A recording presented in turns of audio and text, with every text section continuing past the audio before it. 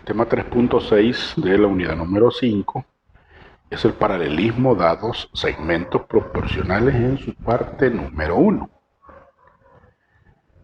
Para comprender este tema vamos a partir de lo siguiente. Tenemos el triángulo ABC y D y E vienen a ser puntos sobre los lados de AB y de AC, de tal manera que la razón entre AD y AB y la razón entre AE y AC es igual.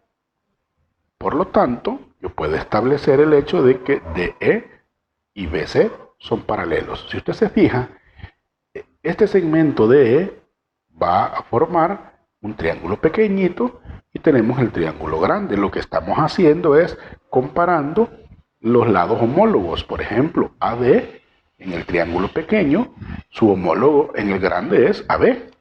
Y AE en el triángulo pequeñito es su homólogo el AC. Por lo tanto, quiere decir que DE será homólogo de BC.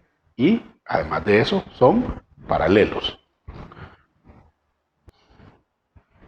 Entonces, vamos a resolver este problema. Dice, en el triángulo ABC, ABC, que es el triángulo grande, se colocan los puntos D y E sobre los lados AC y AB, los cuales dicen que van a satisfacer que AD es del triángulo pequeño, entre AC del triángulo grande, su homólogo, es igual a la razón entre AE del triángulo pequeño contra AB del triángulo grande. Se cumple que esas razones son iguales.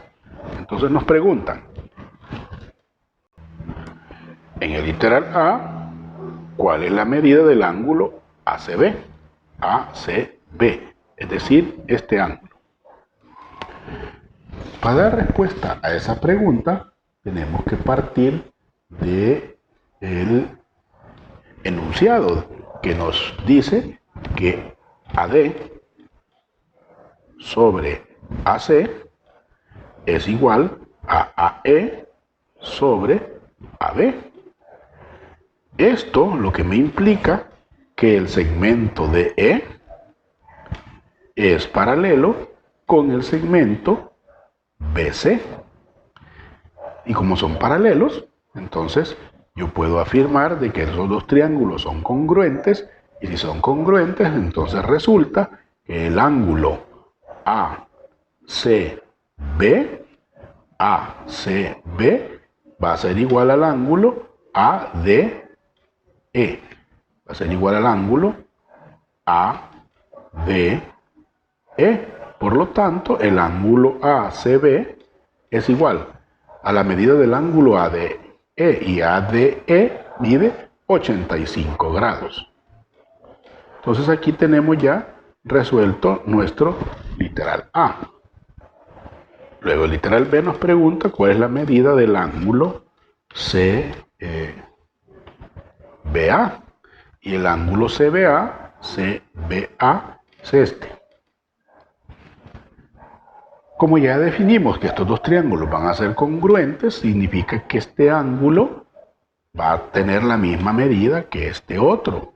Pero ¿cuánto mide ese ángulo? Bueno, recordando que la suma de los ángulos internos es de 180, quiere decir que este ángulo, el ángulo AED, será que a 180 grados le voy a restar la suma de estos dos, es decir, de 85 grados menos 35 grados. Perdón, es suma, ¿verdad? Entonces es más. Por lo tanto, el ángulo AED es 180 grados menos la suma de estos dos, que es 120 grados.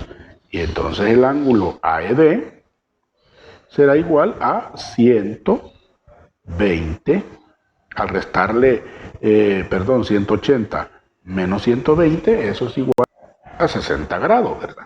Por lo tanto, como ya vimos que por la relación que existe de la razón entre los segmentos que forman estos triángulos con esta paralela, y ya vimos que son paralelos estos lados DE y BC, entonces yo puedo afirmar que el ángulo CBA es igual al ángulo AED.